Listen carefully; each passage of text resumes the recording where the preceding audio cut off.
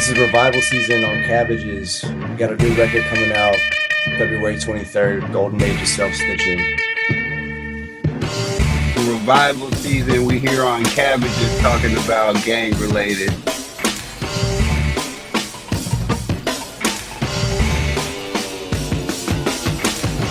You know, I have a great deal of respect for Roger Sure, of course. We've talked about it a little bit. I just, the writing, the way that he understood movies, it shaped the way that I understood movies.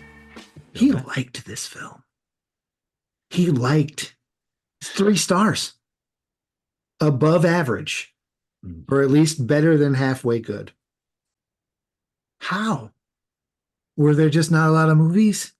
Maybe they were just. Oh.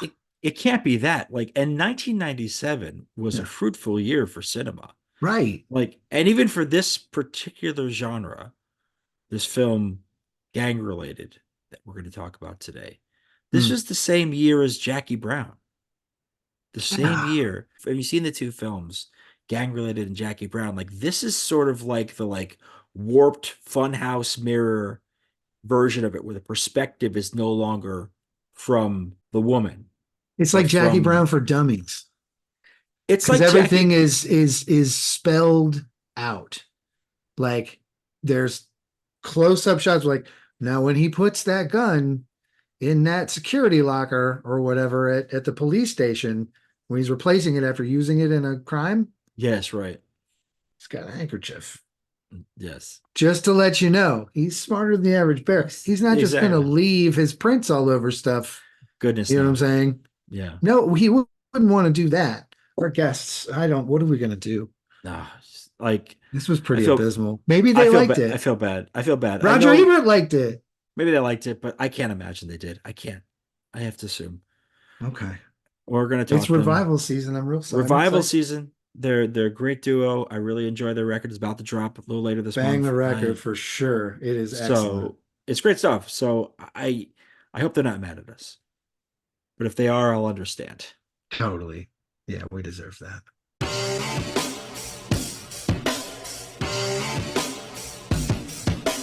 I am very excited to introduce our guest for today's show.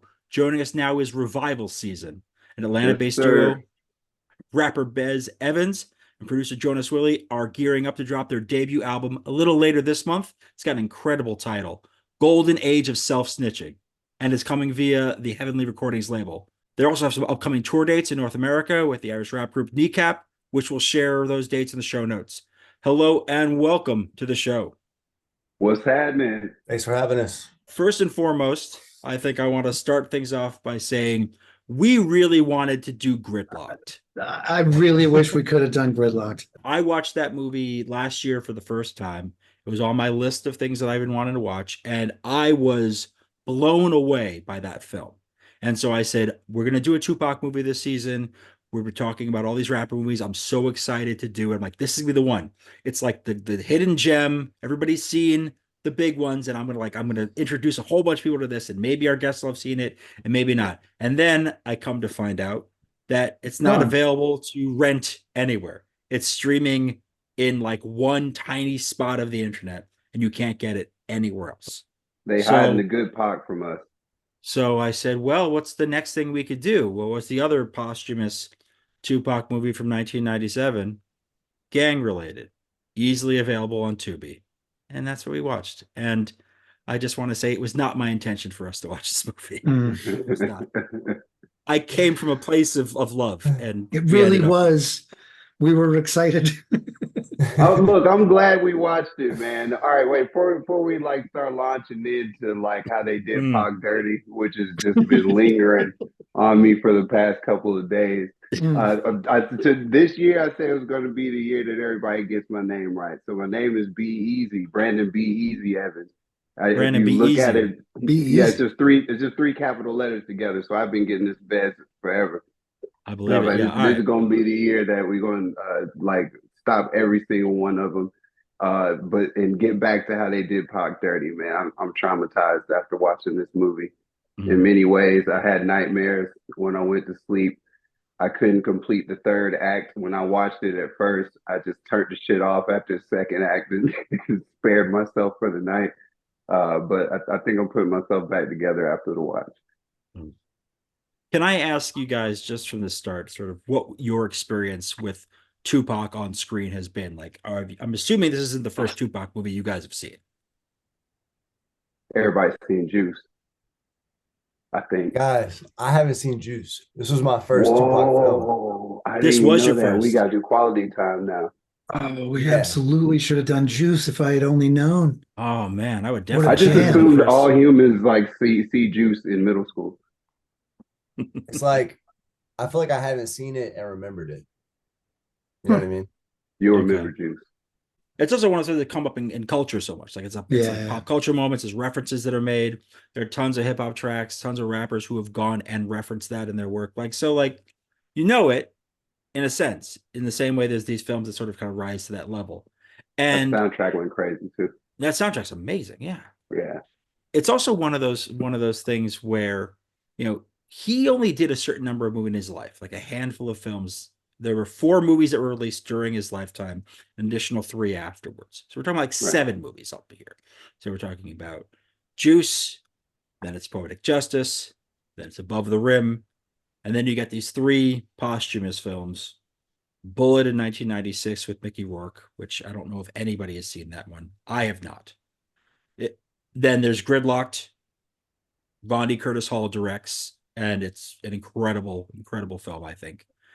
And then there's Gang Related with Jim Belushi and Tupac. And it is the first film where Tupac plays a cop. Oh boy. His last. So what do you Which think? is Was this upsetting. also a gem of filmmaking? Just overall, did you think this was an amazing piece of anything?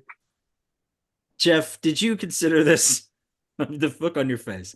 Jeff, did you think anything of this film? Sorry, you smell a smoke break before this. Before you answer. I really don't like this film. Dude, I was so mad the whole time. Yeah. I was Yes. just mad. We watched him twice. So, like, the second time was absolute torture.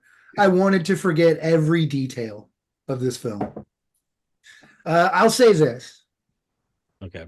Before we just absolutely destroy this thing, and I expect this group will absolutely destroy this thing. Oh, we're shitting on this thing. We're going to crush it. I was not all that mad at Tupac. I thought Tupac did what he could with a weird script and a bad scene partner. In a huge suit. Yeah. Oh, enormous. It was big. Yeah. It's like Bad a David wardrobe. Byrne talking head suit.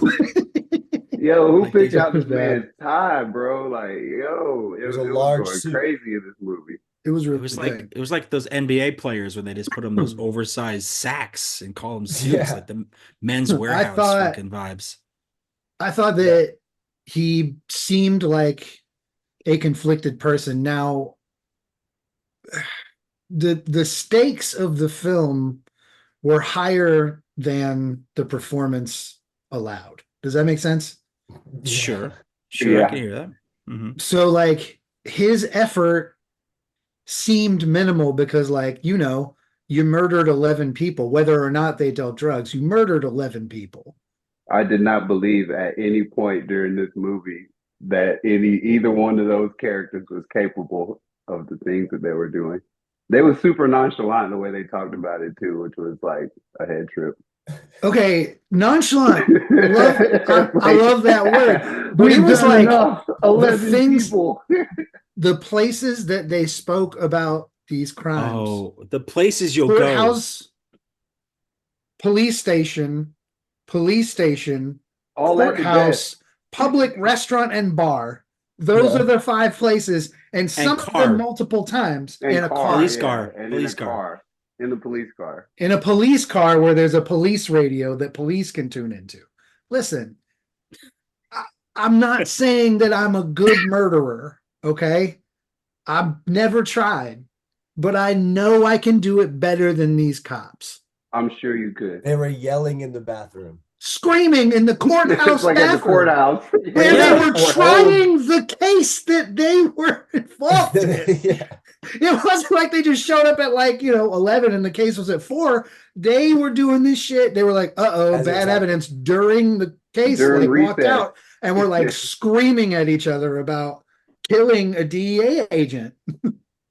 Yeah, The dude. most egregious of those is when they do it literally in their squad room. They do it in the squad room. Yes. I wrote this down. There's a quote from Tupac in this where he says, "Oh yeah, I love to make people laugh. That's my life's worst. Did you hear about the one about the 2 cops who wasted a drug enforcement agent?" In a squad room, steps away from the chief's office. They are confessing to the crime. He's Oh, he, Surrounded by like police. he yells it. He's like spirited. Like I'm just so tired of this. I want everyone to know. Do you It think was that it was do you the think only that thing Tupac- that like me and a character in this film had in common was that Tupac was as mad as I was about having to deal with it anymore. Yeah, for sure. do you think that Tupac did this movie, his first ever as a cop, because the cops come off as so inept and idiotic?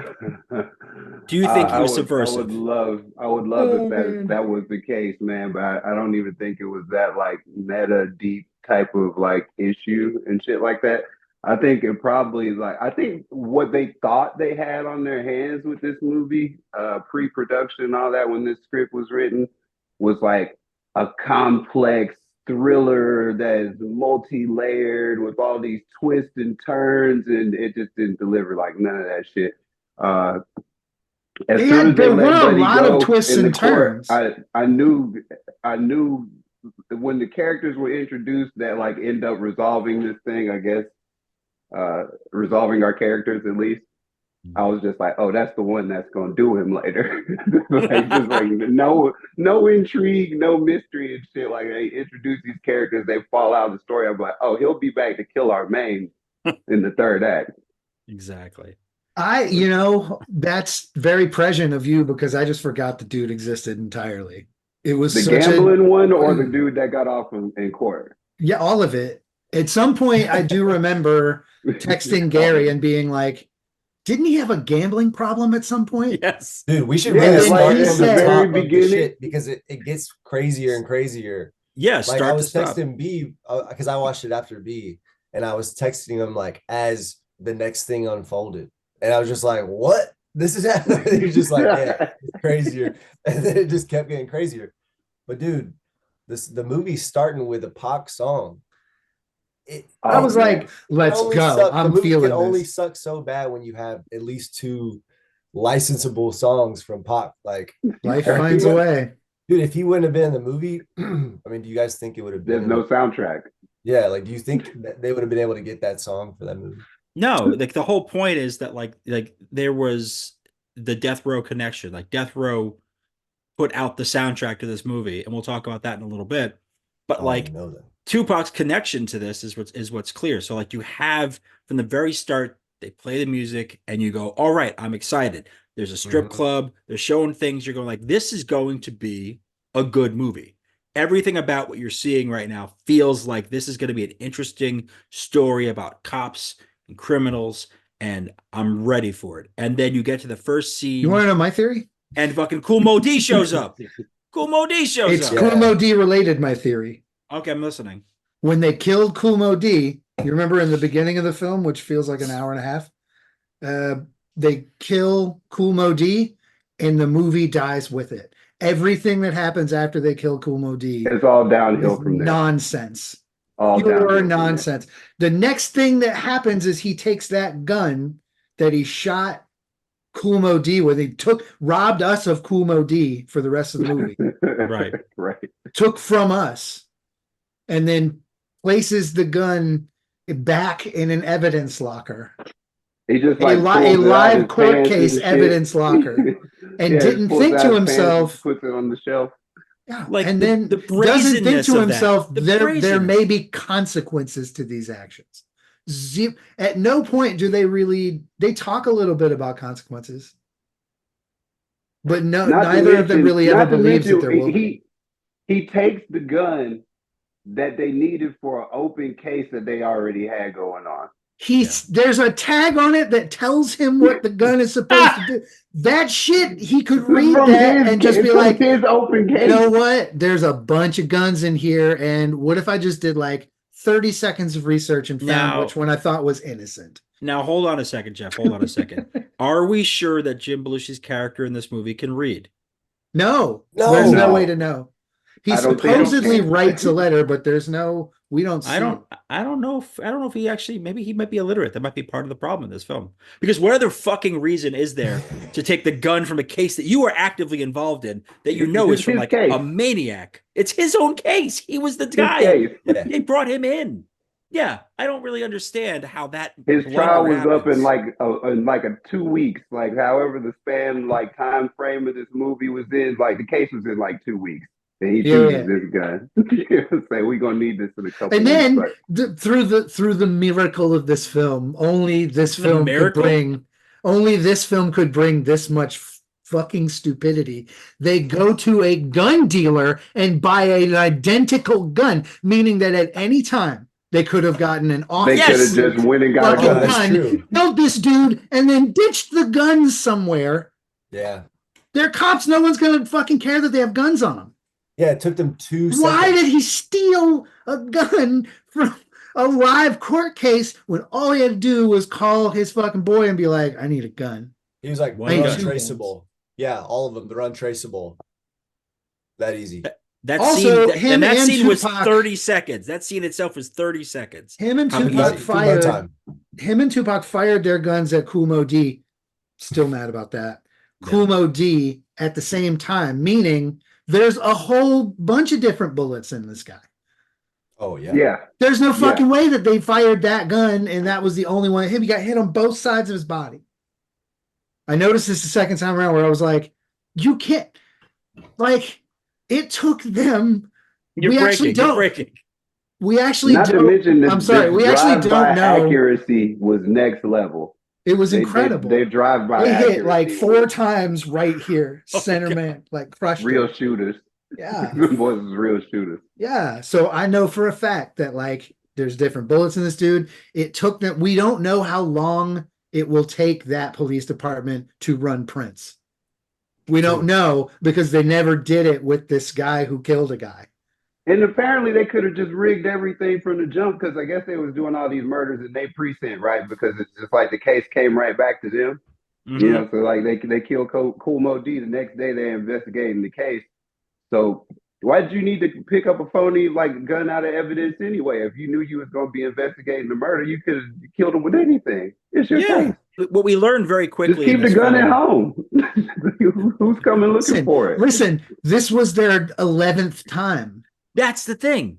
They're still bad at it. 11 times. We learned that these guys are terrible at this stuff. The fact is this: they've killed 11 people. By this point, by the time we get to this point in the film, they've killed 11 people, and they've only of their schemes have only come out of that with $100,000 a piece. They killed Kouf Modi for like an ounce of coke, bro. That's it. He didn't have that much money on him.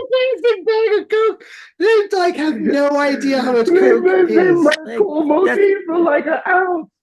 Like nothing. Because it was cops selling to cops. They should have known right there that he was a cop. Yeah. He's going to pay that much for an ounce of like, I don't even think the plastic bag was closed. No, it wasn't. All the drugs, it was gigantic and it wasn't closed. And he's like, great. Here's drugs. Just like clear Ziploc bags. All the drugs no time on that clear Ziploc. Like there's so many examples of how bad they are at this stuff. Like, I mean, obviously it's just the series of bad decisions that create all these terrible outcomes. The gun situation. I'm happy to talk about all of them because they're all hilarious to me. The guys they try to set up who all have alibis. Oh my God, that scene is so... Oh my God. Can we talk about the montage? Can we talk about the perp montage? Yes, do it. All right, so what were you doing on like last Friday? It's a whole perp montage, man. Which this is the point of the movie. I just started getting furious and shit. Like y'all really just gonna trope the fuck out of me right now. And this is montage, like rough up dude, like shoot the gun over to him. They all grab it, you know. And it's like what were you doing last Friday night? Why y'all didn't check on any of these people's whereabouts before you like went and picked them up? And all the men, like cops doing maybe a little bit of cop work, you could have found out that dude was in jail last Friday. That shit you could know as a cop. Why You couldn't wouldn't find you out just as a like cop a before you person did a that murder on him? a person that goes to jail a lot? It seems like that person's a person who goes to jail a lot. They knew him. They kind of hint at it a lot that this person, the cops and it's a thing. Yeah, he's got a record. Yeah. Look, just like read. They can't read. I don't. They might not be able to read. They might No, not be I'm able to with read. Gary. You're turning me on this. That's my first theory of trying to explain the shitty decision of this movie. They can't read. And then of course, like honestly, the fact that the guy was in jail was his lawyer, but then the next guy they bring in, he was in the hospital. The hospital, right? The hospital. You can ask these Who people was your favorite perp from the montage? Oh, the third guy, the guy who The was last like, one. that's a cool gun you got there. Yeah, wow. that was my one. I loved him. He confesses he's to another crime. Yeah, he was like, I'd rather take 3 than life or some shit like that. He's like, I'd rather take 1 to 5 than 25 to life. I'm like, oh shit, massaging the gun and shit. Like, yeah, baby. Like, I'm. That guy was great. He was like, I don't know if I'll ever be in a major motion picture again. I'm gonna go in and nail this scene. This is my scene. Oh, that energy! And he did. Beautiful. He took it. He owned the perp montage. He did it. Yes. Absolutely. He had competition too. Shout out to that guy. Who was that actor, man? He was the best actor in the fucking movie. I want to have the pencil gun in a music video now, like just twirling the. Oh yeah. Shout out to that dude for giving us some comic relief. Which this is part of my thing with right. I was waiting for you to get to this actually. On the second viewing of this, I'm like, these guys are so bad at covering up their crime. Is this supposed to be a comedy? Yeah. And I come off of this because I watched Gridlock, and Gridlock is a dark comedy. It's about junkies, and Tupac is one of the junkies, and they are like trying to figure things out in the wake of a tragedy.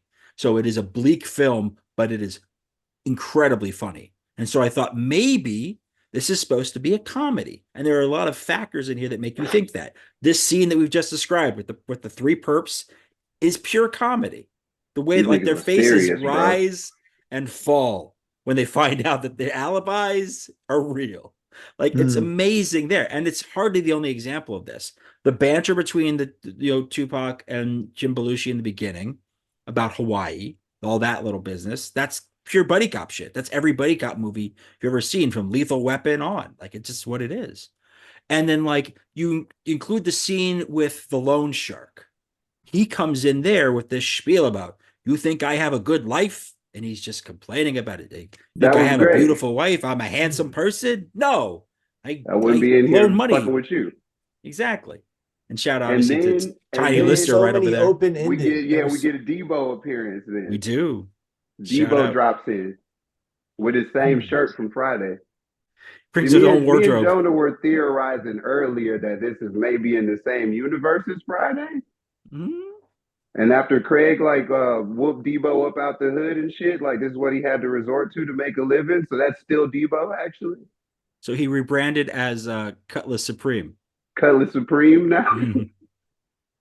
You know, it's a sick rebrand. That's not a wild theory, because it's a sick rebrand. Jeff, do you remember when we did Grow House? We did Grow House. Of course, I remember Grow House. And we're like, this is just Worm again.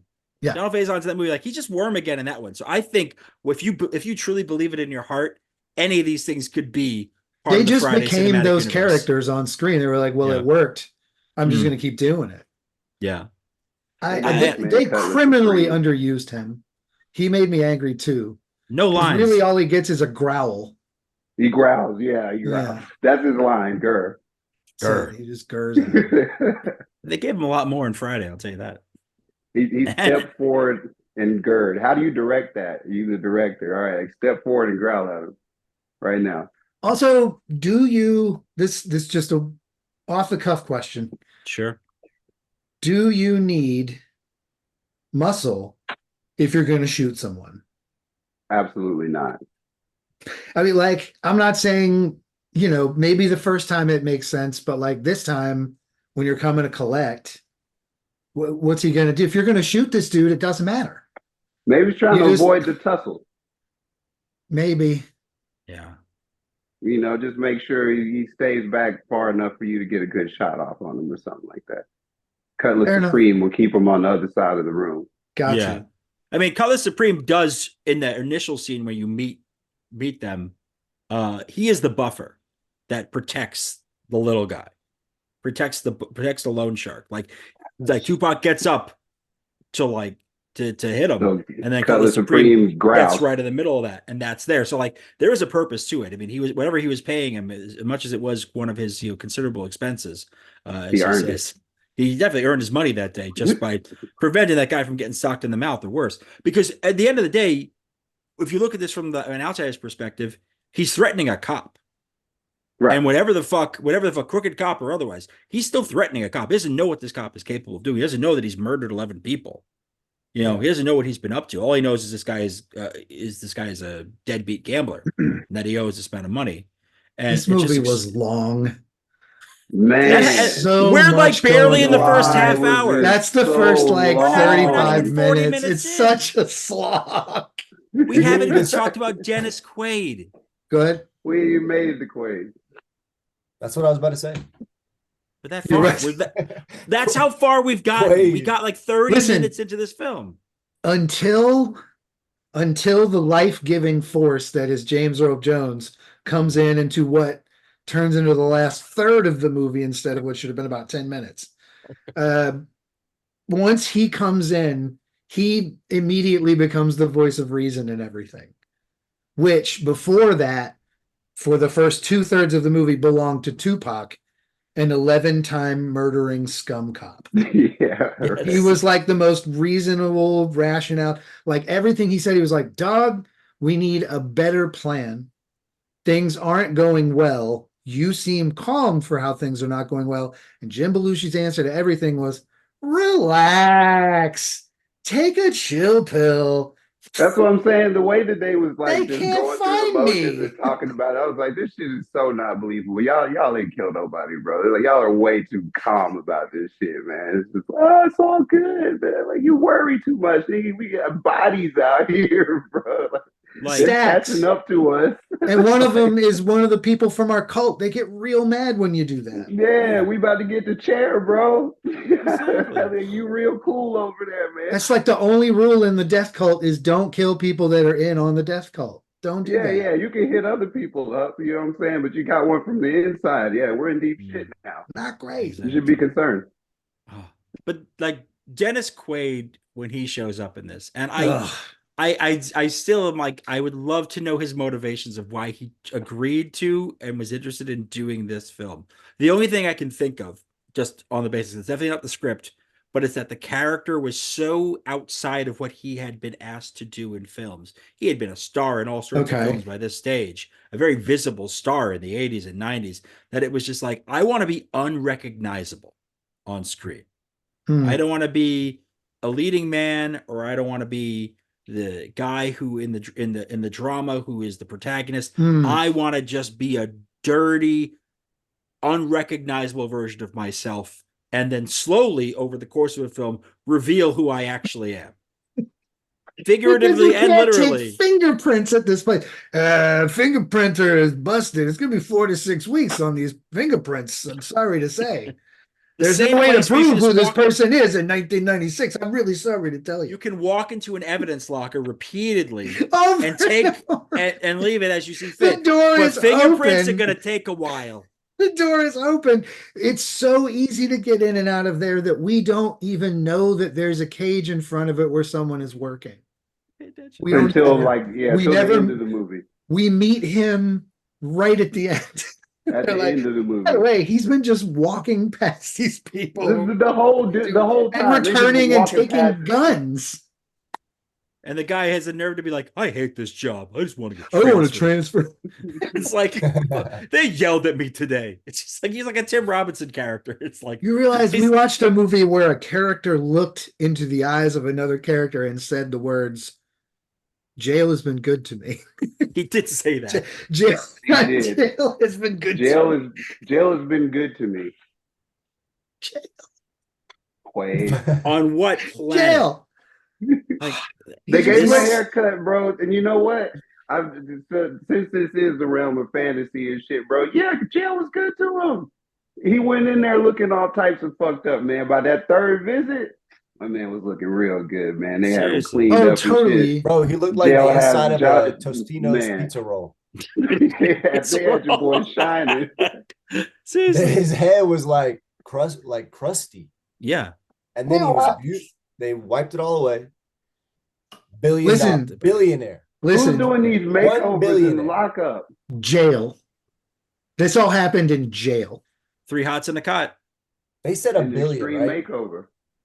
Yeah, they Look. said he's like the wealthy scion of a family. The missed opportunity is that, like, what if the prisoners were watching television and learned he was a billionaire while he was in jail?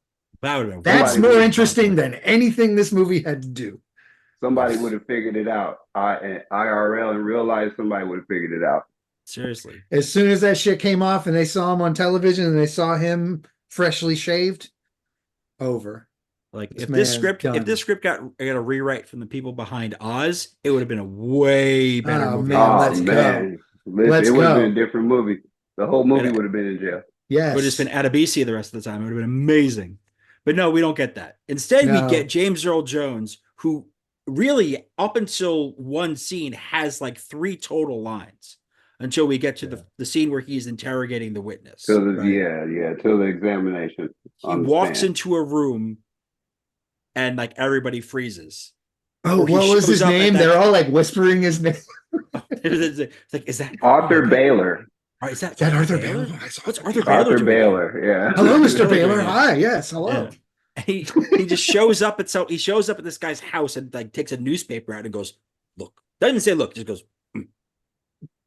Like, so, and the guy's like, what am I looking at? Because you're not communicating to me what I'm supposed to be seeing here. Like, I don't understand. And it's like, look at the thing again. Oh, okay, now I understand. But they don't share that with us for so long. So they drag out this latest comedic, again, it's where I think it's comedy, Mm. surprise of actually this guy is not just some, vagrant. He is the grieving scion of a wealthy family who is driven His himself name to ain't drink. even Joe. He ain't He's even not even Joe. Joe. His William. name ain't even Joe. We William. thought we knew this man. We thought we knew Joe. That ain't Joe. It's Seriously. not Joe. His tragic tale. So, like, it's really impressive to me that they got some of the actors they got for this film. Not Belushi. I mean, I think Belushi did a lot of work during that period. I think he was up for whatever. But like Tupac is a get. James Earl Jones is a get. Dennis Quaid is a get. And then you get some interesting other people, like David Paymer playing the lawyer, playing his lawyer, his public defender. Like that guy has done plenty of comedy. Totally makes sense to be like, he's there to provide comic relief in this otherwise bleak film. But then, like, There was there's just so no many of laughter these. is the problem. Everything is presented as like the starkest thing of all time. And these people involved are just like, I don't know. What if I got a It's like different it's supposed to feel heavy, but it just never does.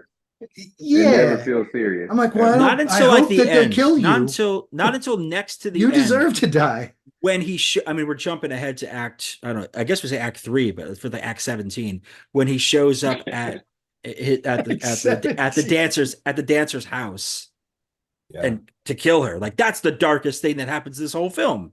And you go like, oh wow, like you really see Jim Belushi has turned into this like monster talking about loyalty, where it's like, what was she supposed to do? She was gonna perjure herself on the stand and serve significant time if she hadn't said anything.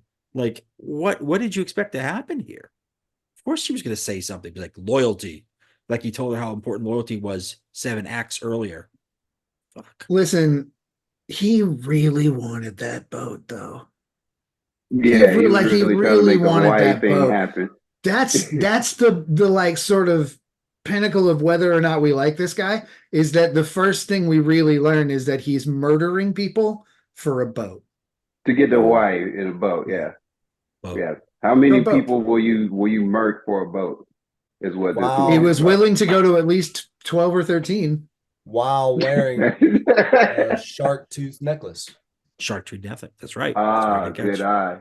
Good eye. Yeah. That thing You think- was on him the whole time. You think Yeah. maybe his whole thing was just like senioritis? Like he knew he was about to quit, so he was just like, just kill him then. I don't care. Please stop with the problems. God. That's how he played the character. It was just like, not even supposed to be here today. are you sure she's here? How did One you thing find her? Oh, right. You're all cops. One thing I don't understand, and this That leads sucks. in there. One thing I don't understand is why was he so mean to that bail bondsman? Oh, What did he do wrong? Horrible to this man. We have Beat no the context. crap out of him. Right. Is like is rude to him, is nasty to him, is violent with him, all of these things. he made him sell drugs. Yeah, like did terrible stuff to this Yeah, guy. you want to get paid? Sell this weird bag. Of He just shit. shows So, up with here's a another Ziploc clear I have. Ziploc. Yeah. He come Fucking out with another Ziploc. Freezer bag. No. I'm sure you know what to do with this. You said that's 25 grand. An open Ziploc full of flour. What did that turn you for, you know? Yeah. What do I get for this? Your services while I be a dick to you. There's that. And it's a writer. The writer is the director. The director is the writer. So there's only one person to blame really for all of this. We can talk about performances. We can talk about this, but like it's one person's, this is a man's vision on the screen. Who was the director on this one? This guy, writer director, is this guy named Jim Kouf. And Jim is somebody who had been a screenwriter since like the 1980s. And he had a couple of notable films as a screenwriter. He had Stakeout, 1987, and its sequel, another Stakeout, in 1993. And he directed a couple movies, but nothing that anybody had seen. Like a 1986 this was film. it for him. This is a wrap. So like for this him. was a big, this was the moment. This came was out. This was a wrap. The Stakeout Family Tree, those are comedies, right? Yeah, they're cop Yeah, comedies. yeah. They're cop comedies. So he'd written cop comedies. And kind of one before. of them's like a father and son duo, maybe even cop Well, it's a comedy, it's a generational thing. Yeah, It's a generational thing. It's like Richard Dreyfuss and Yeah. Emilio Estevez, and then Right. the sequel adds Rosie O'Donnell. But it was like a popular, Always it was a a popular winner. thing. It was a popular thing, but I don't know if the sequel. No, I mean, you know, I wonder if But- it made money. That's awesome. But I mean, I'm saying I'm putting a lot of blame on this guy because you won't believe what he did after this movie. I won't. After Gang Related, he didn't do directing anymore, but he did keep writing. His writing credits after He this. didn't. He never directed again. So but- remember, That's all. It was a wrap 1997. on that. 1997, he does Gang Related. Uh-huh. The next year, 1998, he has writing credits on a little movie called Rush Hour. Oh, Wow. Wonder how Really? much he contributed though. He is credited on that. And then a few years later, 2004, he is credited as the writer on National Treasure, wow. starring Whoa. Nicolas Cage, who is stealing the Declaration of Independence or whatever those movies are about. That's an absolute jam. And that's his characters. Like he has that in perpetuity. Like those are like, he gets credited on every film that they've done, Holy shit. every wrote that whole brand movie? extension. So he's He I mean, wrote he's at that least movie. one Wow. of he's one of the so like the point I'm trying to make is like he is capable of writing Oh, things for sure. that are loved by many. How much heavy lifting did he do on those movies though? I Like don't how know. much Question, writing did right? he really put? He's just the man that fixed grammatical errors in the script and shit before it goes out. He might not You really. can't say that though. You can't say that. We don't know. I'm trying to find out how No, much he's- heavy lifting I mean, look- he did. Because judging by gang related, I know, but sometimes the budget falls apart. Shit stops working right, and like I don't know, man. Like, Well, there's also like, I probably think by the it was time written they were like shitty, too, halfway though. through shooting that movie, they probably knew it was gonna suck. You know what I mean? For sure. Like, Yeah. They I think it might have they just had to been complete it at that point. it might have, I don't know which of the Belushi rants it was when they realized it, but it was definitely one of them. I Mhm. wonder which one it was. Where they were like, oh, dude, That we're day just of going to do this shooting, all the everybody time. knew. This is it. Oh, Christ. Yeah. This isn't even a character. You're just like doing a bad stand up. The What worst the part fuck of it, was gang related in this movie? Nothing. Where was Nothing. the gang? There was Not no a- gang. They said the I word meant gang zero once. gangs. They said it twice. They say it let's 3 make times. it gang related. They say it 3 times. Like, why don't you make it gang related? But then it never happened. The first There's one is no the one gang. cop walks up and he's like, "It might be gang related," and then he's gone forever. Right. Like, one- never see him That's again. the first one. The We never second one see is him like again. right after that, because one of the cops walks up to them and is like, "I heard you got a gang related." Like, what? Yeah. Where And did it's like you one hear more that? time where they're talking to each other and they're Yes. like, Is that make it exciting? gang related. 3. And then You don't 3, meet a single gang member in the No entire movie. gang members in the movie. I saw no gang members from any sets from around the watched no, the only one a that was movie close with- was actually a cop. We watched a movie that stars Tupac Shakur called Gang Related, and there was not a single No gang gang member members. portrayed in the entire film. The biggest, so this. What the this- fuck? Listen, this movie has like 11 or 12 plot twists, right? Like there's It's so too many. many weird, stupid Like a plot soap twists. Like, opera. oh, he's married? Oh, I was. That just was about funny. to say Okay. That was funny. The wife job? There's The a wife wife that job? to me- The funniest thing in that movie is when they It reveal was really funny. 3/4 of the way through this woman that he's married. He has a wife. That was a genuine laugh That's from your She's boy. I in one actually scene. laughed. She's One only scene in and that she's scene. gone. You never Yeah, see or that hear from her scene, again. yeah, that's it. I don't even know what they said to each other because both times I watched this movie these past few days, the 2 times I watched it, when she appears in the bed, I laugh. I just start laughing because I'm like, We- that's fucking hysterical.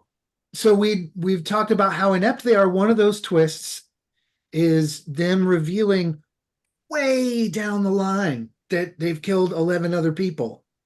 Right. Yeah. Yeah. That they've killed That's 11 like people. in They the, killed it, yeah. the midway of the second act, kind of like Mhm. Yeah, he just. it's that's what I'm like saying. over an hour It's just into so this movie. nonchalant. He just drops the number and Like, shit. 11 Like, bodies yeah, is too much. I think And I'm like, 11 is too wait a much. minute. Like, bro, you got you're to this that bad shit. at this and you work in homicide and you've killed before that you're working on an actual dozen? What in the fuck? It's wild to me that they've Ugh. committed all these crimes. This is their scheme, and they've only come at it with 200 grand. Yeah. They make cop money. Bad targets. Bad targets. I have Mhm. to say that like they could just work a little more overtime and they could have made exactly what they made off of this thing. So we know these guys weren't good cops in any way. You know, like they were, murderous cops. They can't investigate for shit. Bad at entering and withdrawing evidence from evidence lockers. Terrible on court appearances. They just F all across the report card on cop work. And so like each one of these twists or turns, I think probably 85 to 90% of them unnecessary. Yeah. Completely. Each one comes with a new speech from Belushi, a new Nobody fun wants it. twist Nobody wants that no one's really asking for. They're just like, dude, you're in charge of the plan and I'm doubting the plan. And he's like, it's the plan. But it's like long, like he does a long explanation. Like when he realizes the excruciating scene where she is like, I know him. And his reaction is just like, sign on this piece of paper that you don't know him. And Yeah. everything's cool. It'll be fine. He's like, It'll not be here. fine. We're not talking about it here. By the way, they're doing it in the police station. They are Yeah. talking about it. They're loud. They're in a room where everyone can hear them talking through the Yeah. wall, and they're just outright like kind of yelling at each other Yeah. about how she knows this dude and can't pin him. It's The extraordinary. dude It's even extraordinary. chimes in about it on the other side. He like hits the button in and No chimes talking. in and shit. Like, dude, you're not supposed to be in communication about it. She just needs to pick the dude. They're having a whole conversation and shit to the Like, point where he's you're like on tainting the this button, evidence like, right hey, now. you guys shut the fuck up over there. You know what I'm saying? You gotta hit the button for Shut it. up and Like, pick. Totally. It's hysterical. It's just so pick a fucking dude. funny. Shut up and pick a dude. The first time It's I so heard that, dumb. and the first time when I first watched it, I thought it was that somebody was talking to the guys in the lineup, And then the second time, I'm like, they are not talking to the guys in the lineup. They're talking to Belushi and Yeah. Tupac. That's what they're talking to. Like, So they heard the dudes, whole conversation. They hear everything. You know, they hear dudes, you Justin the cannot Burner do set this. up. You are tampering with evidence right now, basically. I don't know what the official term or like, swaying a witness. It's coercion. You're not Yeah, supposed to right. do that. So see, this It's is me against going law. back Intimidation. about the confidence of like the writing and shit, right? So it's like this man didn't write National Treasure, bro. I'm just saying he's got writing credits on it. He's at least involved in some way, shape, or form. The man who wrote that interrogation scene did not write Rush Hour. But like, I have to say, like, and you guys, this is mentioned before, but my favorite twist in the movie is the very end of the film. Second favorite is the wife reveal because it's the funniest thing in the film.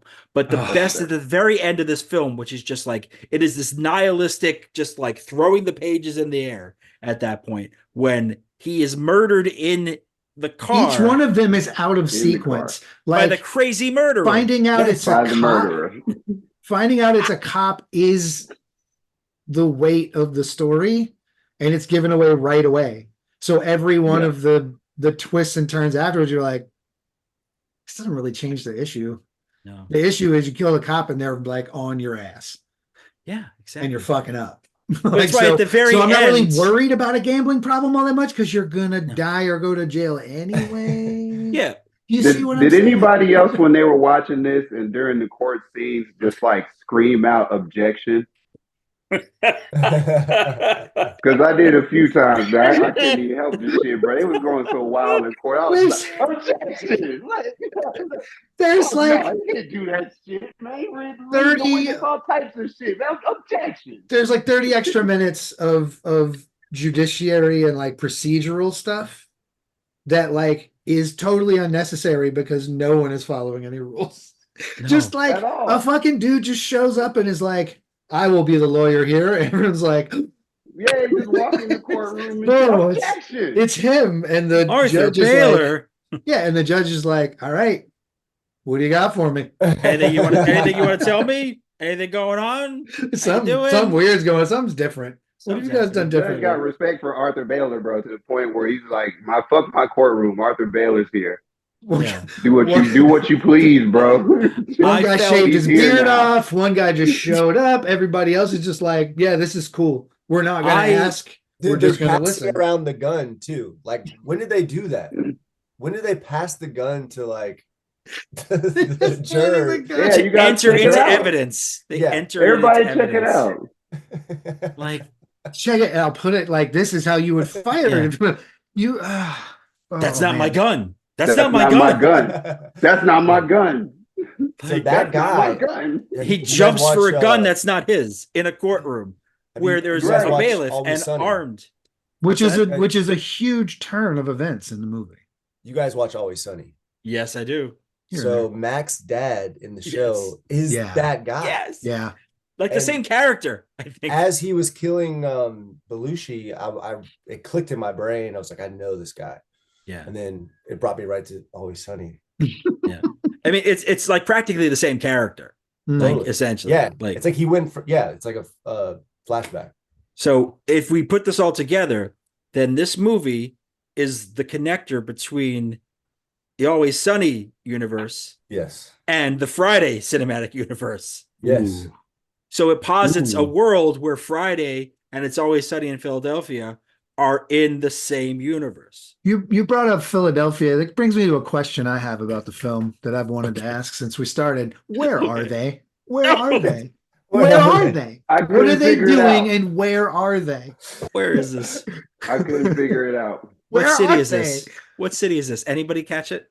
Is it like Milwaukee? Is it Los Angeles? They're not in Atlanta, judging by the quality of the strip club. Yeah. And that's as far as I got.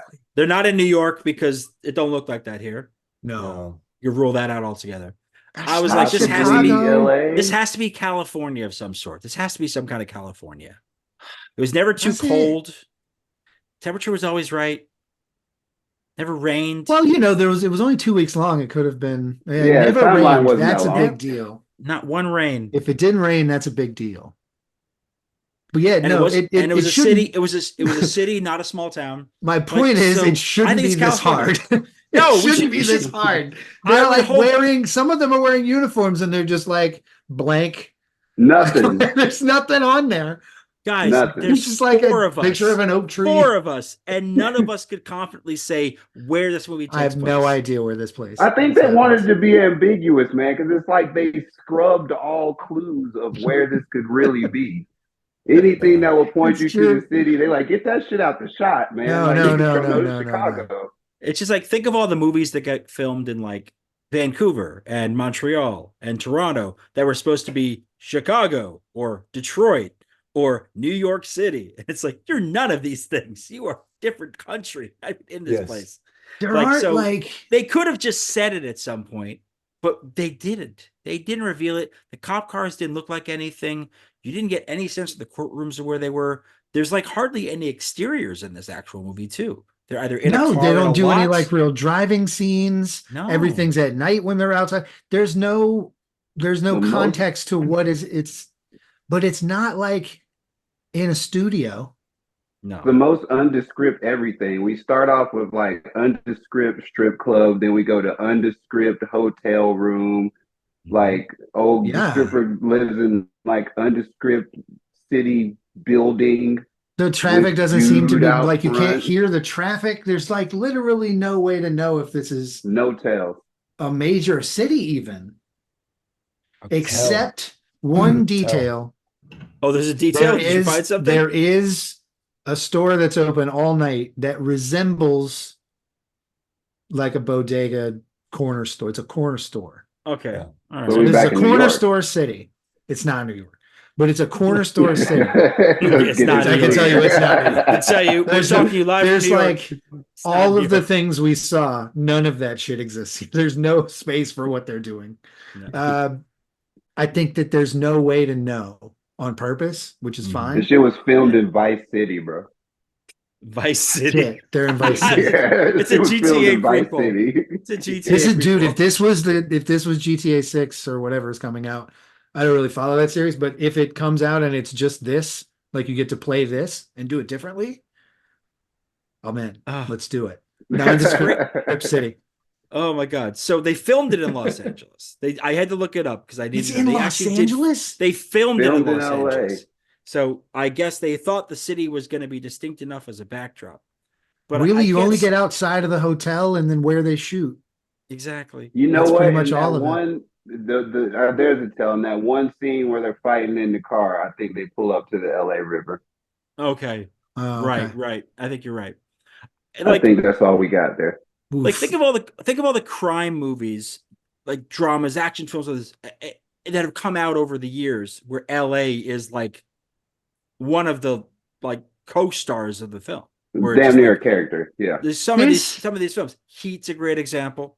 You know, you can think about, so many films where this has happened and you go like, wow, like it adds by being in the city. And here it's like there's nothing distinct about it. There's nothing distinct about the city. It could have been anywhere. It could have been anywhere. any city. It could have been Cleveland. It could have been anywhere.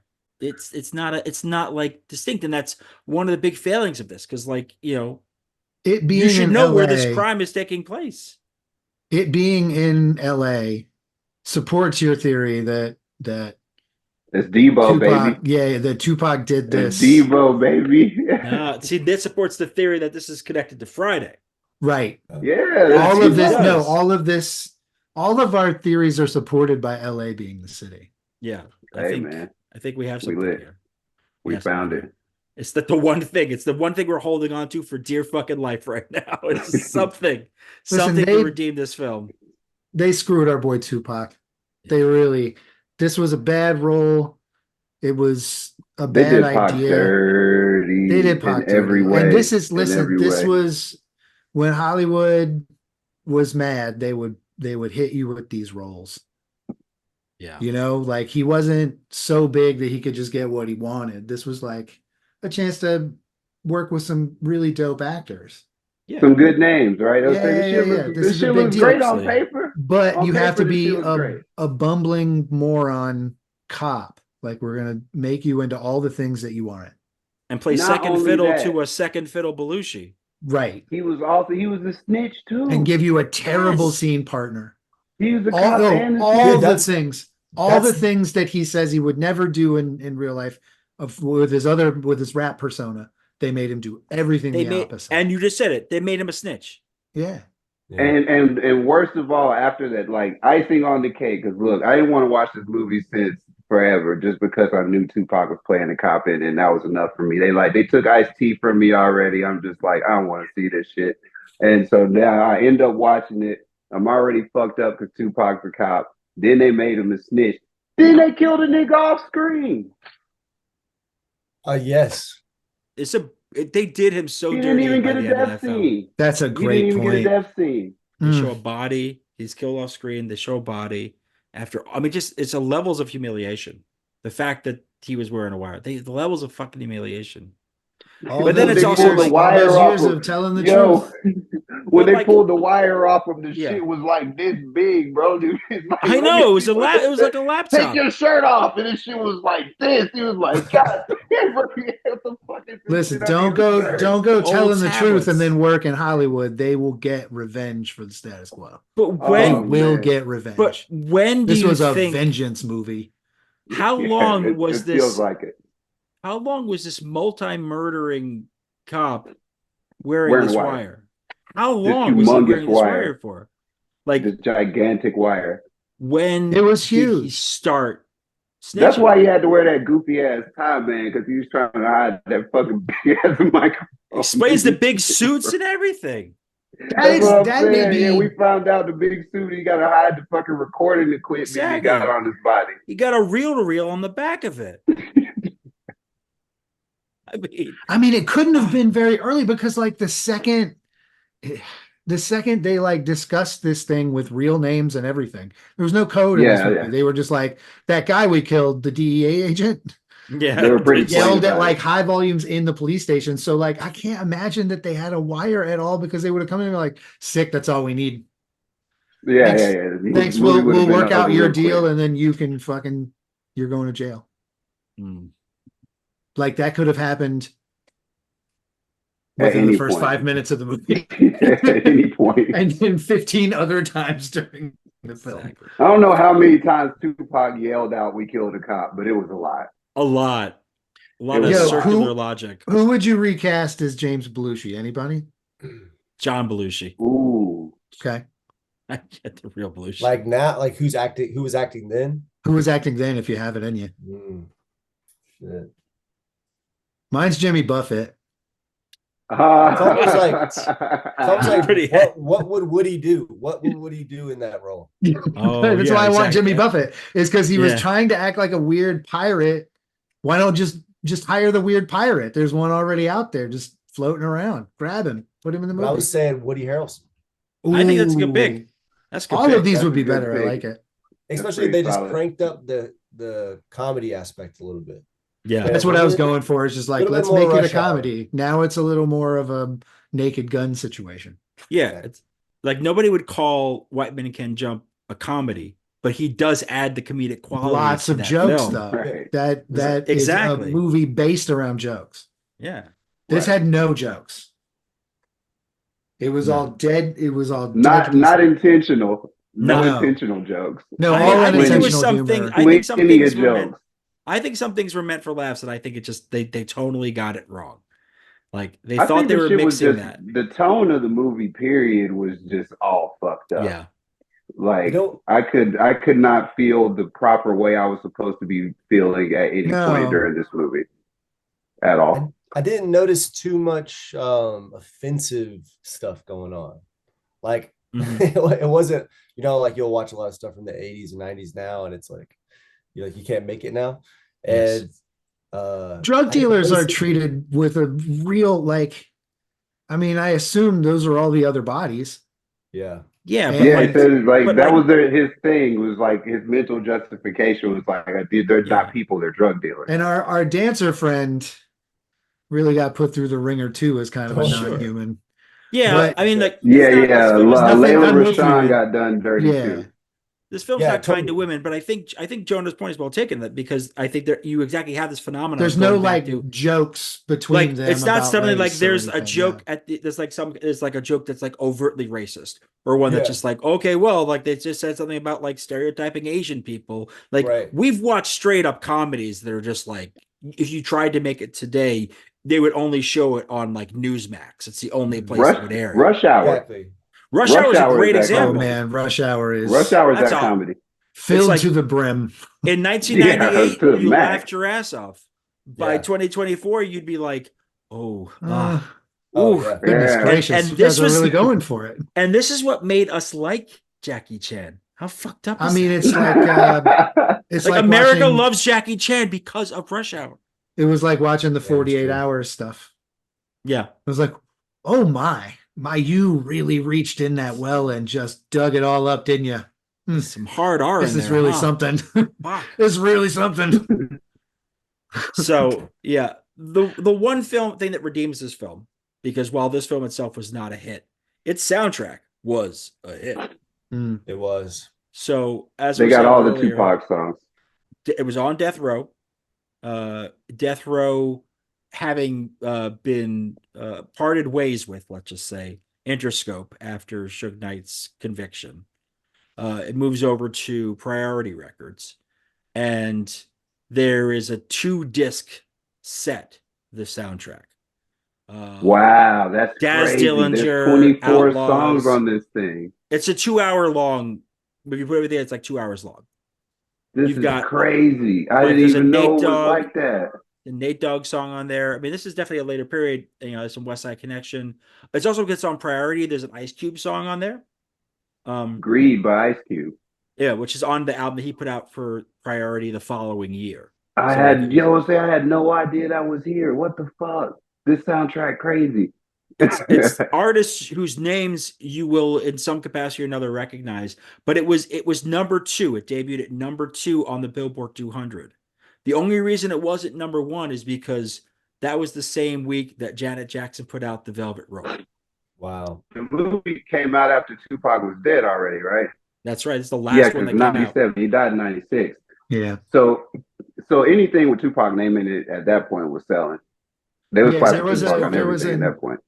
It was like Machiavelli fucking 592 or whatever. They released so many Tupac albums, and just whatever Tupac shit was in the vault, that shit all came out. Mm. They And it released a all went Tupac like album. platinum or whatever shit was going back then. They released a Tupac album a month after this movie came out, and it was the second of the posthumous albums. Right. And before that, Right, there had that's been what I'm 2 saying. movie They was just soundtracks that dropping had them. these posthumous songs on it too, for Gridlocked and for That's Gang Related. crazy. So like it was the pure milking phase. But like, yeah, an overloaded soundtrack that has very little, if anything, to do with the actual movie. Relatively few of these songs actually show up in the film. There was at one point, according to the director, an opportunity that was, of course, because of his tragic death, his murder, meant it couldn't happen. But Tupac had like intended to be like the composer of the soundtrack for this movie. Apparently, this is again according to the director Jim Kouf. This was something that they were discussing, and the film wrapped production in September of 1996, and 2 weeks later he was murdered. So Pac got killed. they Yeah. got all this stuff on screen. It's not like they've had to do things in later. They filmed everything they were going to film with him, but apparently the idea was that he was going to be even more involved. And I think it's like, you think about the transition of how he kind of moved away from music and more towards acting after these successes and doing these films that many of which were meant to be things that would be shown in a movie theater and benefit from his star power.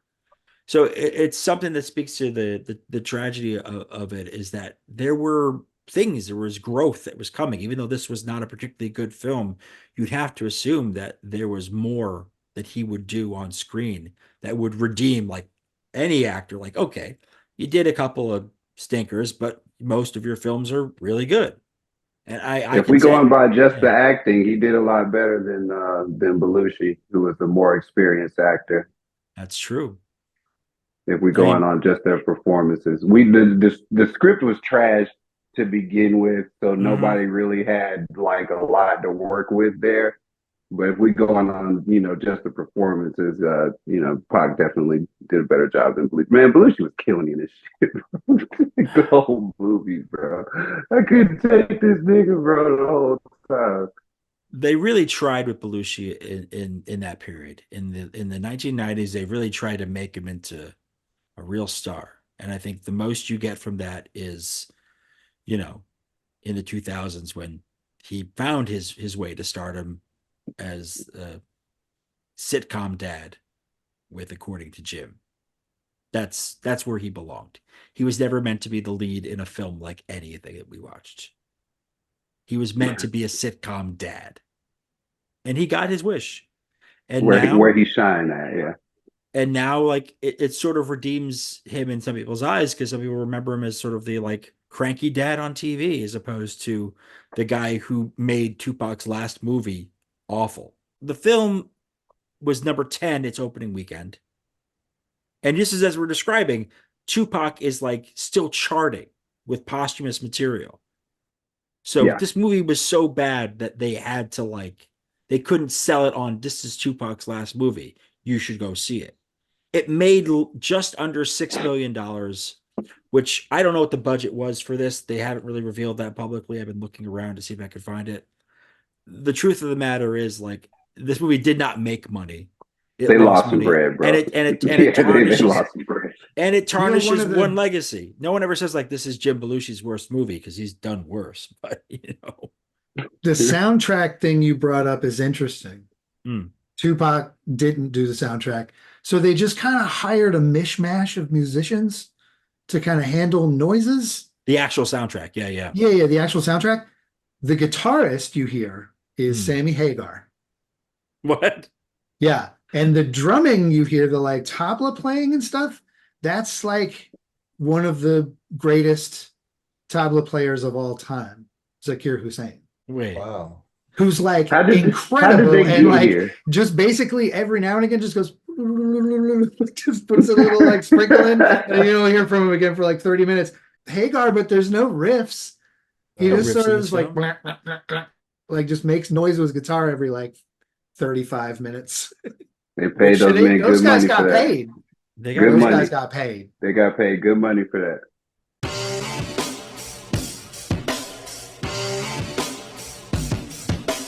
Gary, lately I have been trying my darndest to not get caught up in an issue, but to try and find a clear path forward if I'm unhappy with the issue. Okay? Something I'm trying to do. Instead of dwelling on things, let's move forward and make some changes. We're gonna come with we're gonna have some fun. Let's go have some fun with these next couple of episodes. Oh, because that was not fun. I didn't really have a lot. God, that sucked. I mean, talking to the guys was wonderful. Great, that was so much fun. What a time! But cathartic. Oof! Watching that movie I just felt bad. I did not feel good at all. No, watching that film and knowing that we made other people watch that film. So we're gonna do. Let's get the thinking caps on, and let's get after it. Yeah, I think it's time for some fun. I think it's like, let's watch some things that make you feel good, even if they're not particularly good. They don't have to be good movies necessarily. They don't have to laugh, and they don't have to be bad movies either. But they have to make you feel good, like you're having a good time. We could feel uplifted. We could dance. I think we can figure this out. But we cannot watch another cop slog. No more cop slog right now. I need out. We've got to be wary of that going forward, because there's a lot of these films with rappers so in them. Many. Like cops or criminals is like a very common thing. They brought it up a little bit. They got Ice-T, I think, was said by Be Easy. Be Easy, yeah. And I think that there's a greater point to be made that a lot of times that's what they were doing. They were like, you have spent your time like shitting on the cops or being a part of that, a music that does that. Your punishment is you got to play cops.